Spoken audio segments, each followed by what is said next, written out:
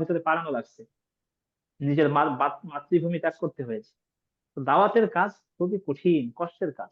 এর জন্য অনেক কষ্ট স্বীকার করতে হয়, হিজরত করতে হয়, মার খেতে হয়, মানুষের কথা শুনতে হয়, তারপরে একটা অবস্থানে পৌঁছানো যায় আর কি। তো বললো যে আলী হাজা জামাআতা না তাব্বানলা, তুমি কি আমাদের এই কারণে একত্রিত করছো, তোমার ধ্বংস হোক। তো এটা বলার পরে আল্লাহ রাসূল সাল্লাল্লাহু আলাইহি ওয়াসাল্লাম দেখলেন যে কত সকলকে ডাকছেন, হ্যাঁ, সকলে ডাকার পরে আপনার এই যা দাওয়াত দিচ্ছেন তার মধ্যে দিয়ে কি বললো, তার চাচাই বললো, সেজন্য একটু মন খারাপ করলেন। তো আল্লাহ তাআলা জিবরাইল আলাইহিস সালামকে পাঠালেন, যাও আমার নবীকে সুসংবাদ দাও কি, তাব্বাত ইয়াদা আবি লাহাবি ওয়া তাব। যে তাব্বাত মানে ধ্বংস হওয়া, ইয়াদা মানে দুই হাত, আবি লাহাব মানে আবু লাহাব, আবু লাহাবের দুই হাত কি হোক, ধ্বংস হোক। তো দুই হাত বলতে বোঝায় হচ্ছে আপনার পোড়া শরীরটা বোঝায়, যেমন মুখ বলতে পোড়া শরীর বোঝায়, বুক বলতে, কাঁধ বলতে, এগুলো মানে এমন কিছু অঙ্গ যেগুলো দ্বারা পোড়া শরীর বোঝায়। দুই হাত যদি ধ্বংস হয় তাহলে কি আর কিছু বাকি থাকে? তো আবু লাহাব ধ্বংস হোক। এটা বলার পরে ওই যে আমি বললাম না, সে বলতো আমি কি হবে, আমার মরে গেলে কি হবে, আমার তো অনেক টাকা পয়সা আছে, হ্যাঁ, আমার সন্তান সন্ততি আছে। তো বলছে মা আগনা আনহু মালুহু ওয়া মা কাসাব। মা আগনা আনহু, যে তার কোনো উপকারে আসলো না, মালুহু তার মাল সম্পদ, এই যে মালু মানে মাল, ওয়ামা কাসাব এবং যা তা অর্জন করেছিল, যে যা কিছু অর্জন করেছিল কোনো কিছুই তার কাজে আসেনি। অর্থাৎ তাকে মৃত্যু থেকে বাঁচাতে পারিনি, তাকে মৃত্যুবরণ করতে হয়েছে, তাকে জাহান্নাম থেকে কেউ বাঁচাতে পারেনি। মৃত্যুর পরে যে অপদস্থতা, লাঞ্ছনা, সেটা থেকে কেউ বাঁচাতে পারেনি তার, মানে তাকে সুন্দরভাবে মাটিতে দাফন করা হয়নি, মানে পচে গলে যাওয়ার পরে যেই বিছানায় মারা গেছে সেটা দিয়ে গর্তের ভিতরে ফেলে আসছিল, কূপের ভিতরে, পরিত্যক্ত কূপের ভিতরে। আল্লাহ বললেন সেটা সংক্ষেপে। অনেক বড় তাফসীর, যত তাফসীর তো বলা যাবে না, একটা সূরা তো অনেক বড় তাফসীর। সংক্ষেপে আমি শাব্দিক তর্জমাটা বলতেছি। তাহলে মা আগনা আনহু, তার কোনো কাজে আসে নাই, কোনো লাভ হয় নাই, মালুহু তার মাল, ও আমার কাছে এবং যা তা অর্জন করছে, তার সন্তান সন্ততি যা ছিল সবাই। সায়াসলা নারান যাতা লাহাব।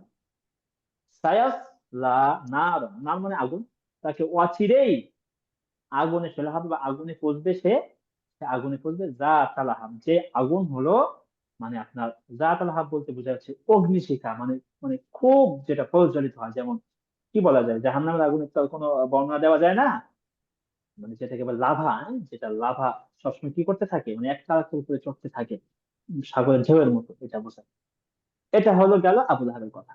আর তার স্ত্রী, তার না, স্ত্রীর নাম হলো উম্মে জামিল, ওয়ামরাতুহু উম্মে জামিল। এই উম্মে জামিল এ কি করতো, আল্লাহ রাসূল সাল্লাল্লাহু আলাইহি ওয়াসাল্লামকে অনেক কষ্ট দিত। যে বলা হয় ইনি, এই যে এই মহিলা, ইনি কাটা দিত আল্লাহ রাসূলের পথে। তারপরে ইনি বলতো, একবার রাসূল সাল্লাল্লাহু আলাইহি ওয়াসাল্লামের কাছে ওহী অবতীর্ণ হয় নাই অনেকদিন যাবত, কিছুদিন যাবত অবতীর্ণ না হলে তখন উম্মে জামিল রাসূল সাল্লাল্লাহু আলাইহি ওয়াসাল্লামকে বলেছিল, ইন্না শাইতান, ইয়া মুহাম্মদ ইন্না শাইতানা কাদ তারাকাক, যে তোমার শয়তান তোমাকে ছেড়ে দিয়েছে, অর্থাৎ আল্লাহ তাআলা তোমাকে ছেড়ে দিয়েছে। তারপরে আল্লাহ তাআলা আয়াত নাযিল করে, যে সূরা দুহা, ওয়াদ-দুহা ওয়াল-লাইলি ইযা সাজা, মা ওয়াদ্দাআকা রাব্বুকা ওয়া মা ক্বালা। নবী, আপনার রব আপনাকে ছেড়ে দেন নাই, ওয়া মা ক্বালা এখানে আছে।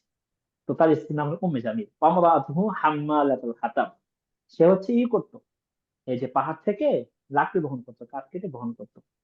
যেটা বহন করার সময় সে কিভাবে মৃত্যুবরণ করছে, ফি জিদিহা হাবলুম মিন মাসাদ, ওই যে লাকড়ি বেঁধে নিয়ে আসা যে কাঠ, মানে যে আপনার দড়ি, রশি যেটা, ওইটা তার গলায় পেঁচিয়ে গেছিল, পেঁচিয়ে গিয়ে সে পড়ে গেছিল পাহাড় থেকে, বা এরকম ভাবে সে ওই মানে রশিতেই বেঁধেই বা রশি গলায় আটকে মারা গিয়েছিল।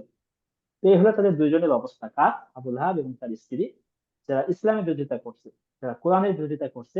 আল্লাহ পাক তাদেরকে কি করছে, যে মানে কোরআনের ভিতরে রেখে দিয়েছে যে তাদের ইতিহাস দেখো, তাদের ইতিহাস দেখো। আর এরকম আরো বড় বড়, হ্যাঁ, শয়তান ছিল, আবু জাহেল ছিল, ফেরাউন ছিল, নমরুদ ছিল, দেখো তাদেরকে, হ্যাঁ, যারা আল্লাহ নাফরমানি করছে, হ্যাঁ, ইসলামের বিরোধিতা করছে, নবীদের বিরোধিতা করছে, তাদের দুনিয়াতেও লাঞ্ছনা, আখিরাতেও লাঞ্ছনা। এই যে আবু জাহেল দেখেন, তার নাম নিশানা পৃথিবীতে নেই। আচ্ছা, আপনারা কি বলতে পারবেন যে দুনিয়ায় কারোর নাম আবুল আহাব আছে? এটা কেউ জানেন যে আবুল আহাব নাম রাখছে? ইহুদি না, হোক, খ্রিস্টান হোক, শুনে কখনো। আবুল আহাব নাম শুনছেন? আবু জাহেল নাম শুনছেন আপনারা? না আবু ভাই। নাই জাহেল ভাই। নাম শুনছেন? তাহলে জি তাদের না। জি নামও, ভাই।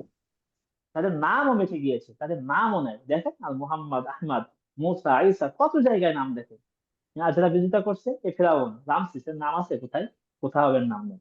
নমরুদ নাম আছে? নাম নেই। তো আল্লাহ পাক নাই। তার নামও মিটিয়ে দিয়েছে। এই যে আবু জাহেল, তার বাড়িটা এখন কি? এই যারা হজ করতে গিয়েছেন আপনারা জানবেন, হ্যাঁ, এটা কি করছে? এটা মনে হয় এটা। বাথরুম বানাই রাখছে। তাদের নাম নিশানা এখন বাকি না। আর আমাদের নবীর নাম শুনলে আমাদের অন্তর থেকে সাল্লাল্লাহু আলাইহি ওয়াসাল্লাম। আপনারা কি বলতে পারবেন যে ফেরাউনের নামে কেউ 2 টাকা দান করছে কোনো মসজিদে? শুনছেন কোনো সময়? কেউ আবু জাহেল, কেউ আবু জাহেলের নামে কেউ 2 টাকা দান করছে? আবু লাহাবের নামে? কেউ দান, দান না। তো করি না। আজ যদি আমি বলি আপনাদেরকে, যদি এখন ওয়াজ করি, আপনারা সকলেই সামনের জমায় আবু জাহেলের নামে 10 টাকা, ফেরাউনের নামে 10 টাকা, নমরুদের নামে 10 টাকা, আর আবু লাহাবের নামে 10 টাকা করে দান করবেন, তা আপনারা কেমন এহুদির কাছে আর করতাম না? বলবেন না? হ্যাঁ, এদের নাম নিশানা এবং ফল মানুষের ফুল কঠিন নাম। ভিন্ন আসে। কেন? এটা তারা ইসলামের বিরোধিতা করছে, কোরআনের বিরোধিতা করছে, নবীদের বিরোধিতা করছে, এবং স্বয়ং আল্লাহ তাআলার বিরোধিতা করছে। এই সেই ঘটনা, আবুল আহাবের ঘটনা সংক্ষেপে বললাম। আর অনেক বড় ঘটনা আছে। তার ছেলেদের নাম কি ছিল, কোন ছেলে কি করছে, কোন ছেলে মুসলমান হয়েছে হয় নাই, এটা তাফসীরের ভিতরে আছে।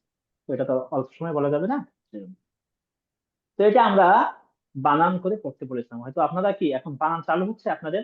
বলেন তো দেখি, আমাকে একটু জানান আপনাদের বানানের অবস্থা কি এখন। জি হুজুর, ইনশাল্লাহ আগের থেকে কি ভালো হচ্ছে আস্তে আস্তে। হ্যাঁ, এটা বানান করতে হবে, কিন্তু আমি কিন্তু আপনাদেরকে বলে দিয়েছি, কাজ কি আমি কিন্তু বলে দিয়েছি, শুধুমাত্র যেটা পড়া দেবো এটা না। আপনারা এখন বানান করার চেষ্টা করবেন, তাহলে দেখবেন আপনি নিজে নিজে পড়তে পারবেন। এটা আপনার অর্জন, এটা কিন্তু আমার কিছু না। এটা আমার মনে করেন যেটা জানা আছে সেটা আমি আপনাদেরকে শেখাচ্ছি। যদি আপনি অর্জন করেন তাহলে একটা অর্জন হয়ে আপনি স্কিলে যায় একটা, মনে করেন। সাথে সাথে ফরজ যে বিধান, হ্যাঁ, দিনের শিক্ষা করার যে বিধান, সেটাও কিন্তু আদায় হয়ে যাচ্ছে। তার মাঝে